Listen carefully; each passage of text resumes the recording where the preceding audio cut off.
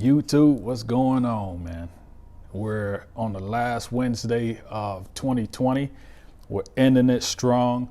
We're going to be excited about what's coming next year, period. There is no ifs, ands, or buts. Be excited about what's coming next year for you. I'm excited for what's coming for me. And this is our last Wednesday video for the year, man.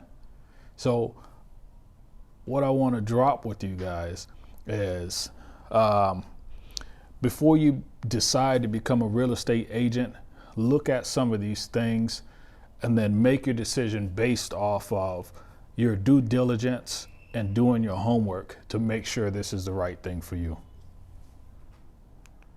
All right, so if you're looking at my video, you're either friends or family, or you're hoping to become a real estate agent sometime in the future, or you've already become a real estate agent and you're trying to expand your knowledge or have some questions answered that you might have. Boy, look at that. It's tough out here. You know what I mean? Lotion don't exist in this house. Ooh, we're gonna keep it pushing. But sometimes when people say they want to become a real estate agent, I got a few questions in my head that arise because when I became a real estate agent, these are the things that were in my head. And I thought, this is going to be pretty easy. Not going to take a whole lot of work. I should be able to get enough money to really just quit my job within 2 years. And I did get enough money to be able to quit my job. I just didn't quit it. I like having multiple streams of income, and I just like being tired. And yeah, maybe you want to be tired and this is the right fit for you. You could just be as tired as me. But let me hit some points to make you sit back and think a little bit on whether this is the right path for you or not. If you're thinking about becoming a real estate agent, don't think that all of your friends and family are going to become your clients and that's where your money's going to come from. If that does happen, sweet, you were one of the lucky ones. But with me, a lot of my friends and family, they're not in a position yet to be able to purchase when I started. Okay, so if I would have based everything off of friends and family are going to purchase and I'm going to be rich, it would have took me quite a long time before I even made some deals. So don't position yourself thinking that, okay, I got 4 or 5 friends talking about buying a home. That 4 or 5 friends, they're looking at $300,000 homes. So now I'm looking at $6,000 checks.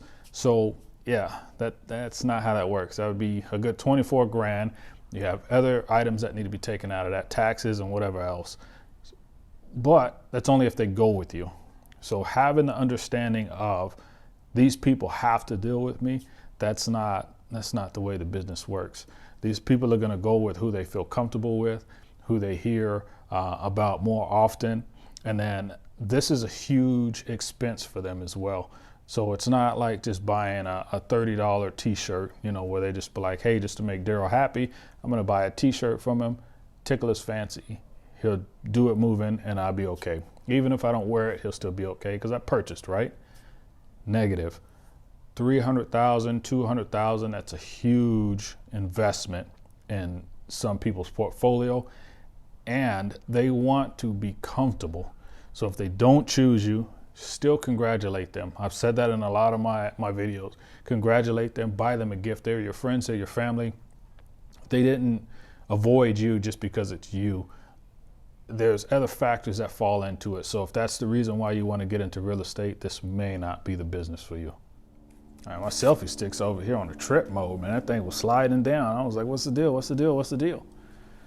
So another one, another key point is if you're looking to get into real estate because of the hours, it gives you the flexibility. It gives you a way to step outside of that 9-to-5 gig. You're absolutely right. It does give you a way to step outside of that 9-to-5 gig. It gives you a way to step into 50, 60, 70-hour weeks when you're really going, okay? If you want to make the money you want to make, you have to put in the hours. You cannot just get up in here and make millions of dollars literally day one. It's not how things work. You have to put in time. I do this part-time, and even still with part-time, there's a lot of times I put in 20 to 30 hours extra a week just for this part-time gig. Look at this thing, it's still sliding down. What is my deal?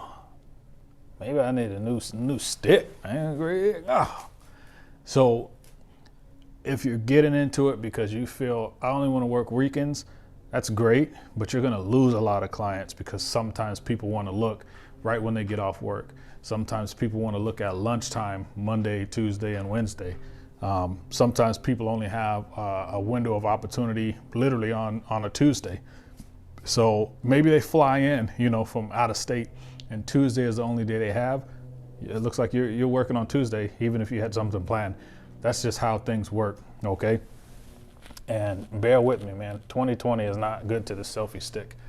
So getting into this business because you think you're getting out of that 9 to 5, you're not going to get out of the 9 to 5, and you're working at the mercy of a paycheck and somebody else.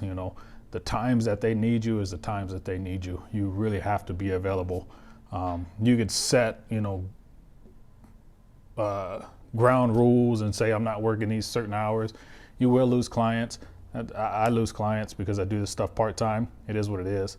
But it's whatever you're comfortable with. Okay, so just know that your hours are going to be really wonky. They're going to be all over the place.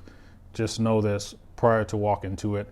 If that's okay with you, this really is something that's gonna benefit you, because the hours that you put in could very well represent the money that you're gonna get out. And it's done so well for me, so I think it's really gonna do good for you. So if you're getting into the business because you think the money is gonna always overflow, stop. It's not gonna always overflow. Last year, I think the video I just did last week identifies how much I made. But last year, I sold 11 homes, and one of those is a listing. But with those 11 homes, I still had empty space in between. I think I had 3 months that I didn't sell anything, and 2 of those months were consecutive. So 2 consecutive months I didn't sell, and then there was a month towards the end I didn't have anything to close. And yeah, if you're literally going month to month with your finances and things like that, what's going to happen is you're going to become that car salesman. You're going to start making sales just for the money. You're not going to make the sales for the client. You're not going to sit here and purposely try to make your client happy or satisfy your client. You're not going to be doing your due diligence to make sure you're doing everything you can for your client. You're going to now become dependent on that paycheck, and you're going to do everything you can to make sure you get the paycheck so you can continue your lifestyle. That's not a good thing to do. So if that's going to be you, as you got to be dependent on this paycheck, you're going to really put yourself in a bad position, and it may not be good to start out in real estate. Maybe get your 3 to 6 months worth of reserve, and then step into this so that you have that backup, and then continue to have that reserve just in case you have those empty spaces. I do this part-time because I don't want to have, I didn't have the reserves, let me say that, and I don't want to have the situation where I'm blowing through my reserves because I don't have enough homes to sell. That wouldn't have been the case last year nor the year before, but I was able to have more fun because I did this part-time, and I'm making great money in both places. So there's multiple streams of income. And I don't have to be a salesman. I don't have to be pushy. I can allow people to walk away if they don't want to use me. I can allow people to sit back and say, dang, let me think about this for a second, without me pushing them. I don't have to push anybody. I get to enjoy what I do, and those paychecks, just know they will not come in regularly. They're not going to come in every month. They're not going to come in as big, large checks. Sometimes you get checks that are $1,400. Sometimes you get checks that are, what did I get? A $27,000 check. So that's a huge range in between those two. So you're not going to always get the same check. Just know that. And your split plays a big part in how much you're going to get as well. So the split changes depending on what agency you're at, and the money flow is going to be completely different. So if you're getting into it because you want to make tens of millions of dollars every single month, right off the bat, it's probably not the best choice for you. Just know it's going to take you some time to build up your clientele to really make that good money. This one right here is a big one, man. If you need instant gratification, this is not going to be the job for you. Meaning, if you want to talk to a client today and close a deal in a month every single time, you're not going to get that instant gratification. Some of these clients I've worked with for 2 years, a year, 6 months, 3, 4, 5 months. Some of them I even just met. We looked at a house and they bought it. 30 days later, they're moving in. I really don't even know the individual. Somebody just referred them to me, boom, I got them in. It's always going to change. So needing that instant gratification, if you're that kind of individual that needs that continuously, this is going to be a really tough business for you to break into, and you're going to have a hard time trying to adjust to that gratification. That takes time. It's about the longevity game. If you're not playing the long game, you're going to have a really, really hard time closing those deals, because what's going to happen is your fire is going to burn out within, 15, 20, 30 days. If you're doing a listing, sometimes a listing may take, 60, 70 days to sell. Your fire may burn out and you may not have that same drive to do the open houses and advertise and do whatever else for this client to be able to sell their home. And that's exactly what you're going to have to do continuously. Like, you always have to have the power and the gump and the forward push within your business, and this is a business, to not look for the gratification to come immediately. The gratification will come, but it's going to come gradually and when it's supposed to. So if you're one of them people that need it immediately, this might not be for you.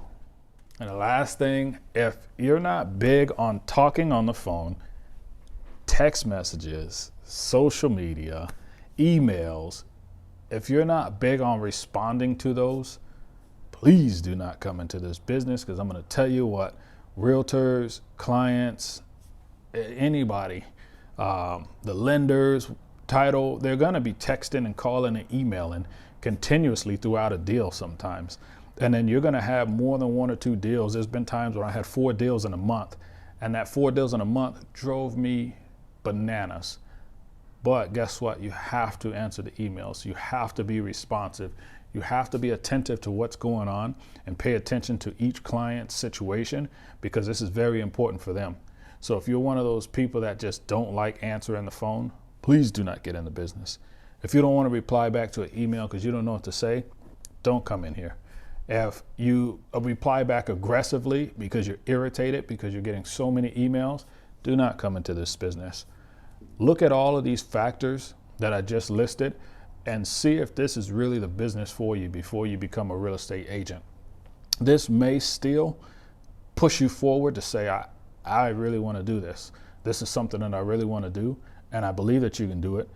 So go ahead and do it, but just be aware that all of these items come into play when you're, a new real estate agent, and then throughout the life of your career. It's never going to stop. So please, please, please, please be aware of where you want to be in life. Be aware of the do's and don'ts, the good and the bad, the beautiful, the ugly, whatever you want to say about real estate, and make the decision based on the knowledge that you have now. I really appreciate you guys being here for me for the whole 2020. If you've just now joined in on this is your first video, hit the subscribe button, hit the like button, please share this, and I do hope to see you around in the real estate business, man. I love you guys, and happy 2020.